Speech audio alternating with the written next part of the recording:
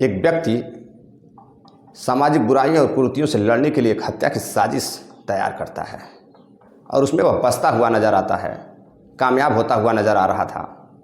लेकिन वह इस बात से अनजान था कि कानून के हाथ बहुत लंबे होते हैं। अपराधी चाहे कोई भी गुनाह क्यों न कर ले, वह कानून के हाथ से बच नहीं सकता। जब उसकी हकीकत लोगों को पता चलती है तो लोग शन रह जाते हैं, दंग रह जाते हैं। नमस्कार, प्रणाम, मैं विशु राय हाजिर हूँ आज फिर एक नई कहानी के साथ। अगर आप चैनल पर नए हैं तो चैनल को सब्सक्राइब करें, वीडियो को लाइक करें, वीडियो अच्छे लगे तो अपने दोस्तों रिश्तेदारों में शेयर भी करें ताकि ज़्यादा से ज़्यादा लोग जागरूक हो सकें, हमारे विशु वारदात तक के परिवार से जुड़ सकें। चैनल नया है तो आपके प्यार और सहयोग की आवश्यकता है और आगे भी रहेगी। दरअसल ये जो घटना है, ये गुरुग्राम के झज्जर के पास एक सरहेती गांव पड़ता है। सरहेती में दो परिवार रहता है, एक जाट परिवार, एक ब्राह्मण परिवार। जो जाट परिवार होता है उनकी एक लड़की रहती हैं अंजलि। अंजलि के साथ उनके माता पिता, उनके भाई रहते हैं। अंजलि की माता का नाम रिंकी और पिता कुलदीप, भाई कुणाल। जो उनके पिता रहते हैं वह गुरुग्राम में एक किसी 4 सितारा होटल में किसी कर्मचारी के पद पर रहते हैं। और जो संदीप होता है वह संदीप ब्राह्मण परिवार से होता है और वह गुरुग्राम में किसी पब में बाउंसर का काम करता था। अंजलि बीएससी सेकेंड ईयर की छात्रा होती हैं और वह काफ़ी तेज़ तर्रार अव्वल रहती हैं, इसलिए उनका परिवार में काफ़ी दबदबा रहता है। अंजलि सोशल मीडिया पे काफ़ी एक्टिव रहती हैं। सोशल मीडिया से ही संदीप से मुलाकात होती है और बातचीत दोस्ती में बदलती है और दोस्ती प्यार में बदल जाती है। फिर दोनों एक दूसरे के साथ मिलने लगते हैं। यह बात धीरे धीरे आग की तरफ फैल जाती है और जब घर वालों को पता चलती है, परिवार वालों को पता चलती है तो लोग अंजलि को डांटते हैं, समझाते हैं, लेकिन अंजलि के ऊपर इसका कोई प्रभाव नहीं पड़ता है। फिर एक दिन कुणाल संदीप के पास जाता है, संदीप को समझाने की कोशिश करता है, लेकिन संदीप के ऊपर भी इसका कोई प्रभाव नहीं पड़ता है। धीरे धीरे उनके दोस्ती और प्यार को 5 साल हो जाते हैं। एक दिन अंजलि घर से निकलती है और शाम को घर वापस नहीं आती है। घर वाले परेशान हो जाते हैं,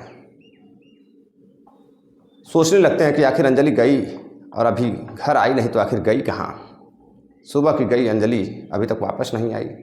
तरह तरह के ख्यालात, तरह तरह की शंकाएं दिमाग में गूंज रही थी। तभी एक उनके पास फ़ोन आता है गांव के ही किसी लड़के का। वह लड़का बताता है कि आपकी बेटी अंजलि और संदीप दोनों भागकर शादी कर लिए हैं, लव मैरिज कर लिए हैं। परिवार वाले स्तब्ध रह जाते हैं, कुछ समझ नहीं पाते हैं कि हम अब समाज को क्या जवाब देंगे। खैर ऐसे चलता रहता है।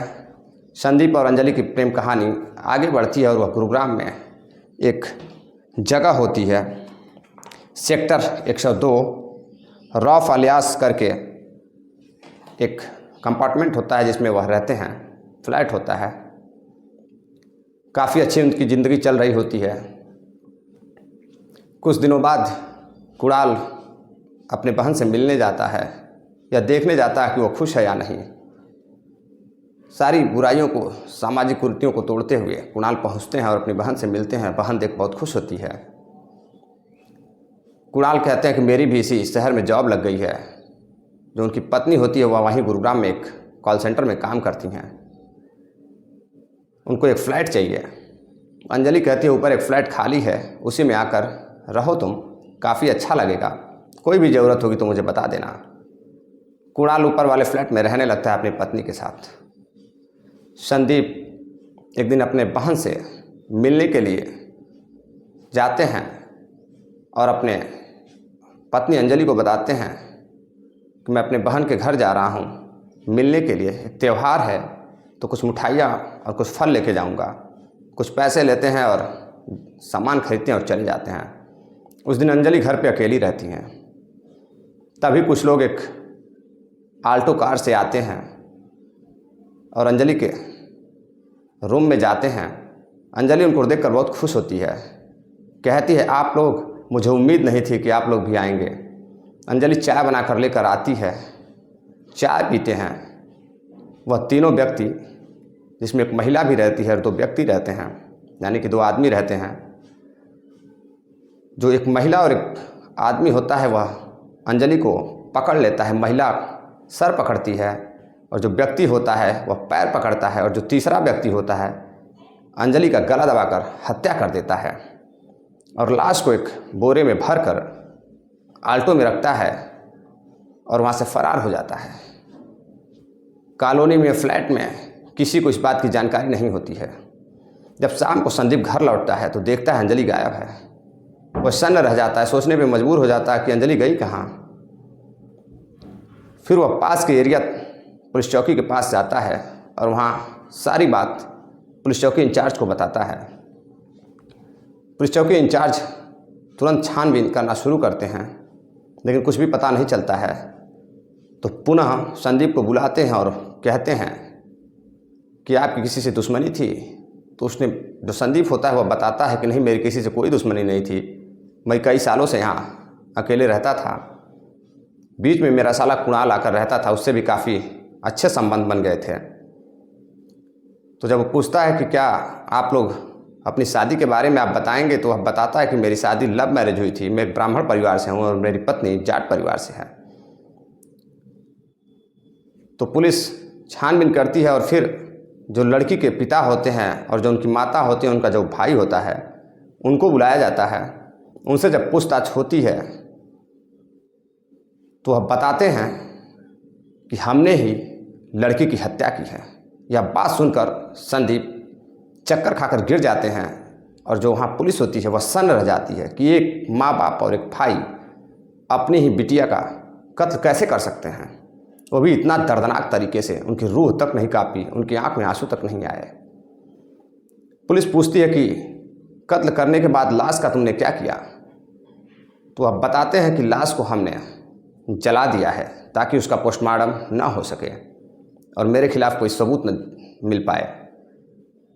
पुलिस तुरंत फॉरेंसिक टीम को लेती है और उस जगह पे जाती है।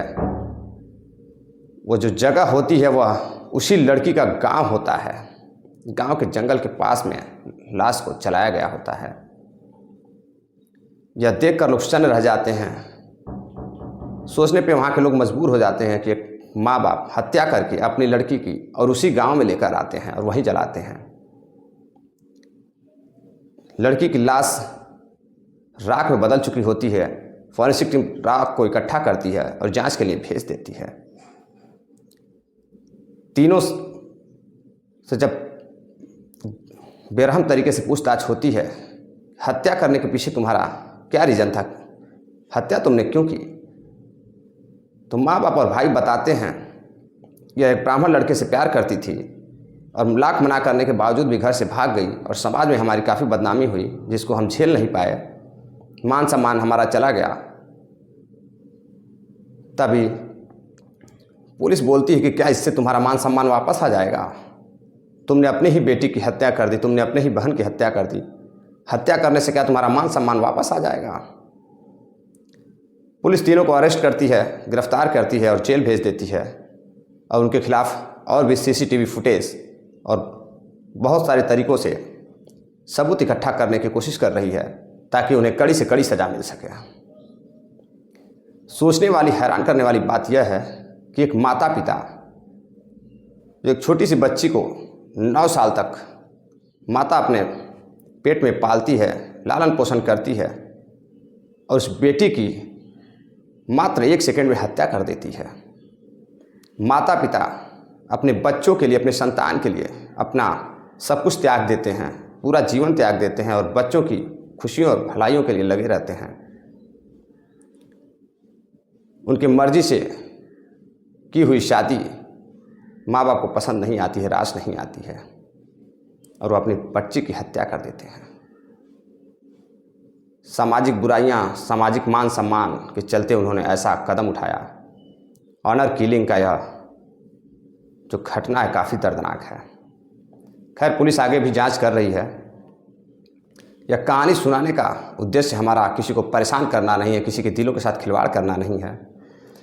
चलते चलते कुछ लोगों ने कमेंट किया है, कुछ साथियों ने, उनका नाम है नरेश सतपाल, छिंदवाड़ा मध्य प्रदेश से हैं, अमर सिंह भास्कर हैं, सोहन लाल सेठिया हैं, हाजी जन मोहम्मद भाई हैं, अंकिता राय गुड़गांव से ही हैं, गजाला बानो हैं बंगाल से, सुरेश नायक हैं खोरधा उड़ीसा से, अगर आप भी चाहते हैं कि आपका नाम हम वीडियो के माध्यम से सबको बताएं, आपका नाम लिया जाए, तो आप भी कमेंट बॉक्स में अपना नाम के साथ साथ अपना जहाँ से भी आप रहने वाले हैं, देश विदेश जिस शहर से हैं, उसका नाम अवश्य लिखें। अगर किसी भी घटना की जानकारी आप चाहते हैं कि मिले, तो नीचे इंस्टाग्राम का लिंक दिया गया है, प्रोफाइल में भी लिंक दिया गया है, आप वहाँ जा करके इंस्टाग्राम ओपन कर हमसे चैट कर सकते हैं, बात कर सकते हैं। मिलते हैं एक और नई कहानी के साथ, तब तक के लिए जय हिंद।